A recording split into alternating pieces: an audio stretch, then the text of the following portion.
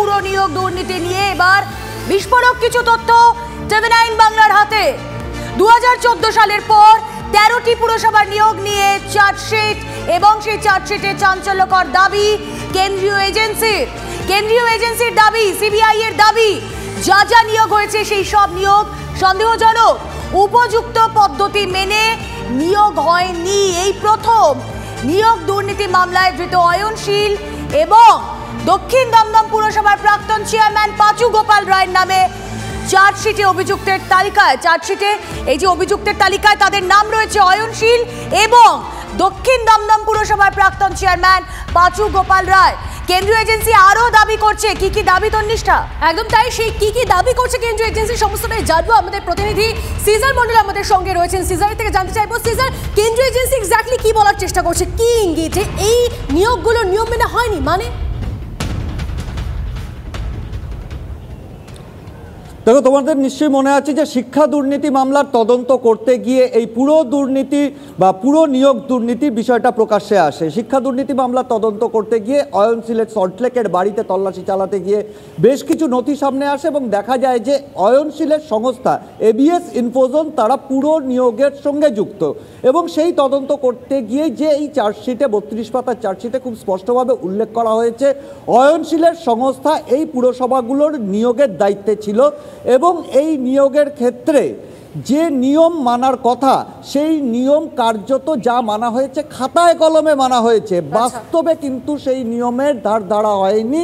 এবং তার ফলে এই গোটা নিয়োগ পদ্ধতিতে 2014 সালের পর থেকে এই 13টা পুরসভায় যে 1850 জনের নিয়োগ হয়েছে বিভিন্ন পদে, তার মধ্যে গ্রুপ সি রয়েছে, গ্রুপ ডি রয়েছে, এই যে পদগুলোতে নিয়োগ হয়েছে সেই 1850টা নিয়োগই সন্দেহের তালিকায় রেখেছে সিবিআই আধিকারিকরা। তারা মনে করছেন যে উপযুক্ত নিয়ম মেনে যেহেতু এই নিয়োগগুলো হয়নি, এই নিয়োগগুলোর পেছনে বিপুল অঙ্কের দুর্নীতি থাকতে পারে এবং সেই জায়গাতে দাঁড়িয়েই তারা অয়নশীলের বিরুদ্ধে চার্জশিট দিয়েছেন। এবং এই যে 13টা পুরসভার যে তালিকা প্রকাশ করা হয়েছে চার্জশিটে, সেই 13টা পুরসভায় যে নিয়োগের তালিকা দেওয়া হয়েছে তার মধ্যে সবথেকে বেশি নিয়োগ হয়েছে দক্ষিণ দমদম পুরসভায়।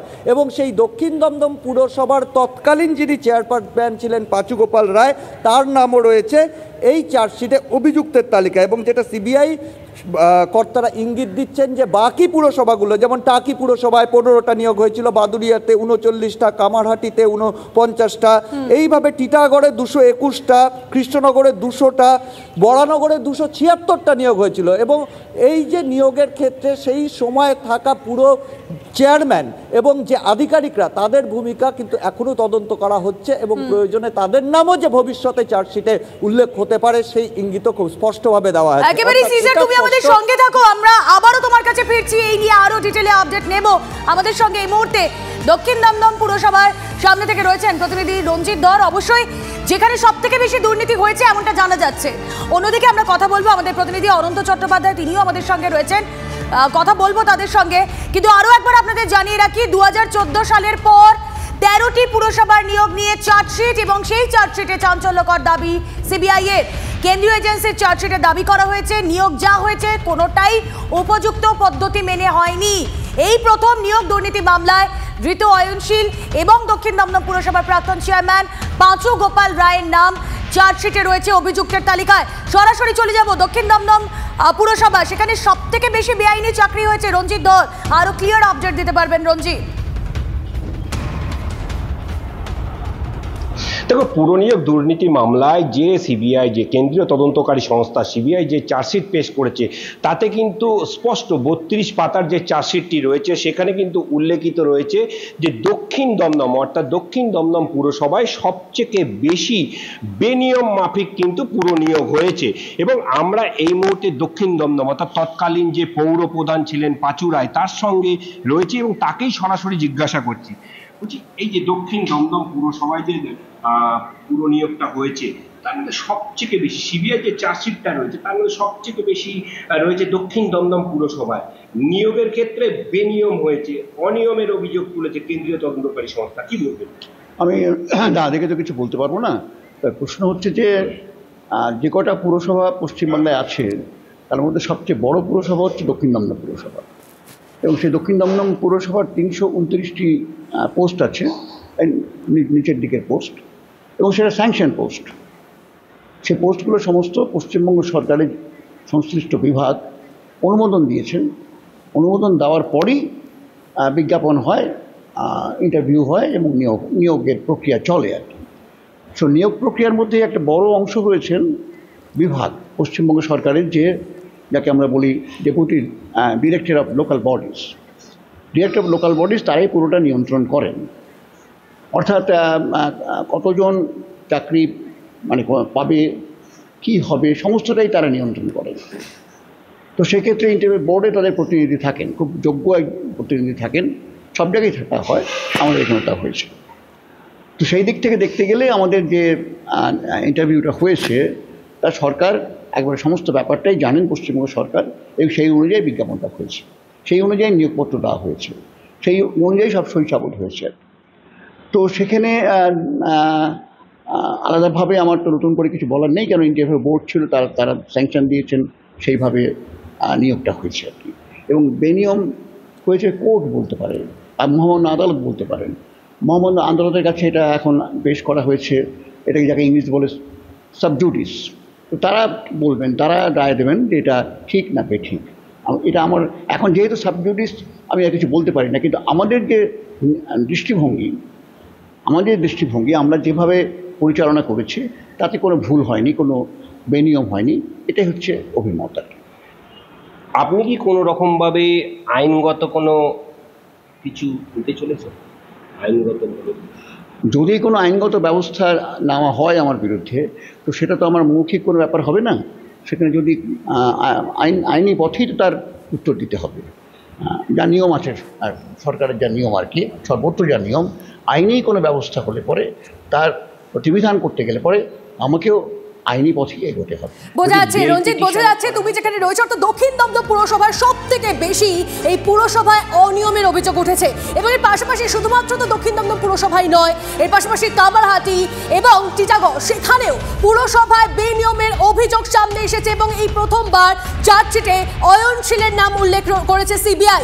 এই নিয়ে কথা বলবো আমাদের প্রতিনিধি অনন্ত আমাদের সঙ্গে রয়েছেন সরাসরি। অনন্ত, টিটাগড় কামারহাটি সেখানেও তো বেশ কিছু অনিয়মের কথা চলে যাচ্ছে, বেশ কিছু পুরসভায় নিয়োগে দুর্নীতির তথ্য সামনে আসছে, তোমার কাছে কি আপডেট? দেখো, 221 জন হচ্ছে টিটাগড় পৌরসভায় বেআইনিভাবে তাদেরকে নেওয়া হয়েছে, আর 303 জন, 1-2 জন নয়, 303 জন কামারহাটি পৌরসভায় বেআইনিভাবে নিয়োগ করা হয়েছে। দেখো, এর আগে বহুবার কিন্তু কামারহাটি পৌরসভার চেয়ারম্যান গোপাল সাহাকে সিবিআই বারে বারে তারা ডেকেছেন, তাকে বারে বারে জিজ্ঞাসাবাদ করেছেন, কিন্তু আজ যে রিপোর্ট সিবিআই দিচ্ছেন তাতে দেখা যাচ্ছে যে 303 জন বেআইনিভাবে নিয়োগ হয়েছেন। এছাড়াও সাথে যদি টিটাগড় পৌরসভাটাও দেখি, সেখানেও কিন্তু 221 জন বেআইনিভাবে নিয়োগ হয়েছেন। শুধু টিটাগড় বা কামারহাটি নয়, এর সাথে আরও বেশ কিছু পৌরসভা রয়েছে যেখানে বেআইনি নিয়োগের রিপোর্ট দিয়েছেন পুরসভা, অর্থাৎ সিবিআই নিজেই। অর্থাৎ সিবিআইয়ের কাছে, সিবিআই যেই এতদিন ধরে বারবার দফায় দফায় কামারহাটি পুরসভার চেয়ারম্যানকে বারে বারে তাকে জিজ্ঞাসাবাদ, তার কারণ দর্শানো, কি পদ্ধতিতে নিয়োগ হয়েছে, এমনকি কামারহাটি পৌরসভার যারা নিয়োগ হয়েছেন বেআইনিভাবে তাদেরকেও ডেকেও সিবিআই জিজ্ঞাসাবাদ করেছিল, তারা কিভাবে নিয়োগ হয়েছেন, কি পদ্ধতিতে নিয়োগ হয়েছেন, পয়সা খড়ি দিতে হয়েছে কিনা, সমস্তটাই তারা জিজ্ঞাসাবাদ করেছিলেন সিবিআই।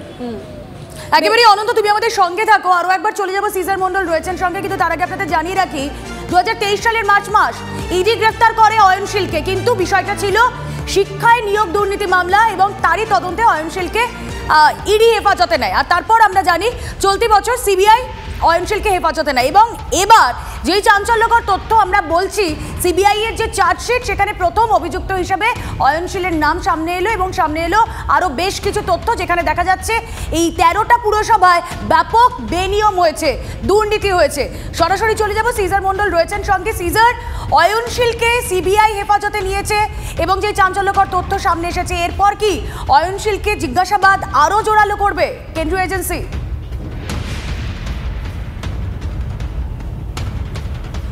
দেখো, কেবল অয়নশীল নয়, এই যে ইতিমধ্যেই যে নামগুলো সামনে এসছে এবং যে পুরসভার ভূমিকাগুলো সামনে এসছে, আমরা জানি দুটো কেন্দ্রীয় গোয়েন্দা সংস্থা, একদিকে যেমন সিবিআই এটা তদন্ত করছে, পাশাপাশি এনফোর্সমেন্ট ডিরেক্টরেটও কিন্তু তদন্ত করছে। এনফোর্সমেন্ট ডিরেক্টরেটের তদন্তেও বেশ কিছু জায়গার উল্লেখ রয়েছে, যেমন আমরা এর আগেই খবর করেছিলাম এই যে পুরসভাগুলোতে যে বেআইনি নিয়োগ হয়েছে সেই পুরসভার একাধিক আধিকারিকের প্রসঙ্গও এসছে।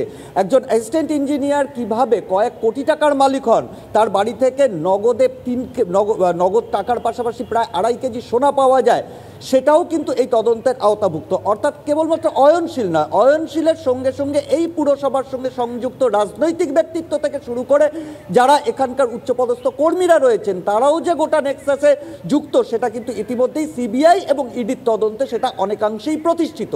এবার সেই জায়গাতে পরপর সেই ব্যক্তিদের চিহ্নিত করে তাদের বিরুদ্ধে চার্জশিট দেওয়ার কাজ এগিয়ে নিয়ে যাওয়া হবে বলে আমরা সিবিআই সূত্র থেকে জানতে পারছি। অন্যদিকে ইডি এই যে সামগ্রিকভাবে এই দুর্নীতিতে যে টাকা রোল করেছে, অর্থাৎ যে টাকা লন্ডার করা হয়েছে, সেই টাকা উদ্ধারের দিকে এগোচ্ছে। আমরা ইতিমধ্যেই জানি যে কিছু সম্পত্তি বাজেয়াপ্ত করার পদ্ধতি বা প্রক্রিয়া শুরু হয়ে গিয়েছে, বাকি জায়গাগুলো চিহ্নিত করা হবে। নজর থাক সিজার, আপাতত ধন্যবাদ।